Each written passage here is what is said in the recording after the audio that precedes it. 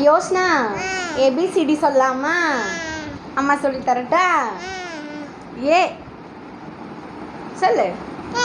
B C D E F G.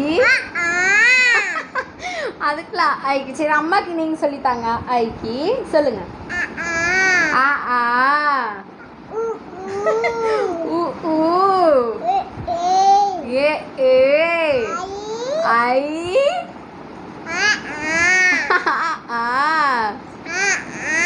Ah ah E E E